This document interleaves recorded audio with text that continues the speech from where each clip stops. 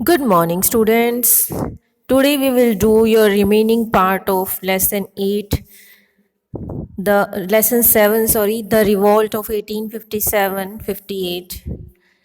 Today we will do the causes of failure of revolt. So, firstly, revolt was in limited area. जो ये revolt थी वो क्या थी, लिमिटेड एरिया में थी, क्योंकि the revolt was not wide spread.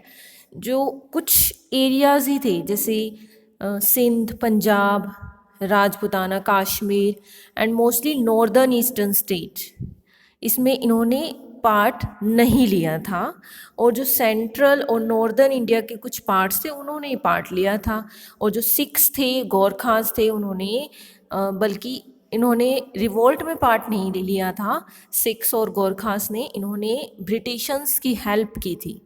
सो सभी यूनिटी होती इंडियंस में तो ये वॉर फिर भी सक्सेसफुल हो जाती, बट कुछ इंडियंस ब्रिटिशर्स के अगेंस्ट थे और कुछ उनके फेवर में थे।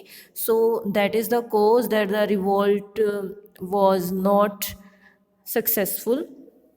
Second is lack of national feeling among the Indians, कि लोगों में क्या था, नेशनल फीलिंग नहीं थी। वो अपने अपने प्रॉफिट के लिए लड़ रहे थे। प्रॉफिट क्या था, उनको यूँ था कि जो प्रिंसेस थे वो अपने एनेक्स टेरिटरीज़ के लिए लड़ रहे थे, अपने नेटिव रूलर्स के लिए लड़ रहे थे। जो कुछ लोग थे, कुछ लीडर्स के फेवर में थे, उस अकॉर्डिंग लड़ रहे थे। उनके अंदर नेशनलिज्म की फीलिंग नहीं थी कि वो चाहते थे कि ब्रिटिशर्स यहाँ से चले जाएं, हम एक इंडिया बना कर रहे हैं, ऐसा नहीं था।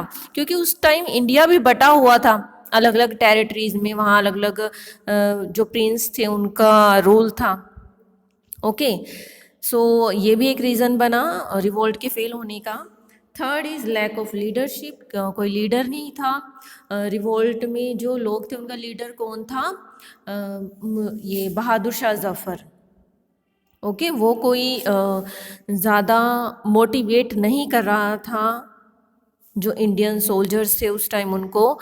वो जस्ट लीडर बन गया था, बट एक वीक लीडर था। ओके, तो प्रॉपर उनका लीडरशिप यानी गाइडेंस की कमी थी उस time. Then fourth is lack of modern weapons. उस टाइम जो वेपन्स आए, ब्रिटिशर्स के पास तो इतने अच्छे वेपन्स थे, एंड जो इंडियंस थे उनके पास बहुत ही लो क्वालिटी के वेपन्स थे। तो क्या थे, ब्रिटिशर्स उस टाइम जीत गए और जो इंडियंस थे वो उनके सामने वीक पड़ गए। उनकी आर्मी भी ज़्यादा थी और इंडियन लोगों की आर्मी बहुत कम थी। देन उनके पास क्या थे, बहुत अच्छे वेपन्स थे। जो ग्रीस्ड गन आई थी उस टाइम, तो ब्रिटिशर्स के पास वो था। Then fifth is lack of common aim. कोई कॉमन एम नहीं था कि ब्रिटिशर्स के खिलाफ होना है, ऐसा नहीं था। वो जो हिंदू लोग थे वो चाहते थे मराठा रूल आ जाए, और मुस्लिम लोग चाहते थे कि बहादुर शाह जफ़र आ जाए। यानी क्या था, मेन रिलीजन कॉन्सेप्ट था सबके माइंड में। ये नहीं था कि ब्रिटिशर्स के अगेंस्ट होकर हम अपनी इंडिया को फ्री करें, ऐसी फीलिंग्स नहीं थी। Okay, next is lack of support. जो एजुकेटेड लोग थे उस टाइम क्या थे, जो एजुकेटेड मिडिल क्लास थे वो किसको सपोर्ट कर रहे थे, ब्रिटिशर्स को सपोर्ट कर रहे थे। क्योंकि वो मानते थे कि ब्रिटिशर्स ने ही आकर यहाँ पर थोड़ी बहुत प्रोग्रेस की है, और जो रिलीजन के कुछ ऐसे कॉन्सेप्ट थे जैसे सती प्रथा, चाइल्ड मैरिज एंड विडोहुड, इसको ख़त्म किया है। तो जो एजुकेटेड लोग थे वो मानते थे कि ब्रिटिशर्स ने बहुत अच्छी सोशल इविल्स को यहाँ पर ख़त्म किया है, सो ये हमारे लिए प्रोग्रेसिव ही है। तो वो ब्रिटिशर्स के फेवर में थे, उनके अगेंस्ट नहीं थे। Okay, then lack of organisation. उनकी जो ऑर्गेनाइजेशन थी वो प्रॉपर नहीं थी, कि जिस डेट को ये रिवोल्ट होनी थी वो उस डेट को ना होकर उससे पहले हो गई। यानी प्रॉपर उनकी तैयारी नहीं हो पाई, प्रॉपर एक गाइडेंस, एक मैनेजमेंट, एक ऑर्गेनाइज वे में कुछ भी नहीं हो पाया, सब डिसऑर्गेनाइज वे में हो पाया। ठीक है, जिस तरह से लोगों ने रिवोल्ट करना था उस तरह से नहीं हो पाया। कोई लीडर फिक्स नहीं हुआ प्रॉपरली, अपने आप से ही सब कुछ होता चला गया जो रिवोल्ट करना था। कोई फिक्स डेट नहीं थी कि कुछ डेट पर एक डेट पर एक जगह हो रही है रिवोल्ट और उसके 2 डेज आफ्टर 2 डेज फिर रिवोल्ट हो रही है। तो ऐसे शिफ्ट में रिवोल्ट हुई थी ये। So that is the also a cause कि ये रिवोल्ट सक्सेसफुल नहीं हो पाई। Next is result of the revolt. जो रिजल्ट था इसका क्या हुआ, एक तो इमीडिएट रिजल्ट हुए, एक लॉन्ग टर्म रिजल्ट हुए। रिजल्ट हुआ कि जो इमीडिएट रिजल्ट हुए उस टाइम क्या था, ईस्ट इंडिया कंपनी का राज था।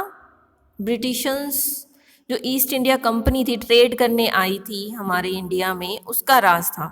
तो इस टाइम क्या हुआ, the rule of East India Company came to an end and its Indian control now pass to British crown and parliament. Direct England से कंट्रोल होता था इंडिया पर, वहाँ पर कंट्रोल चला गया सारा।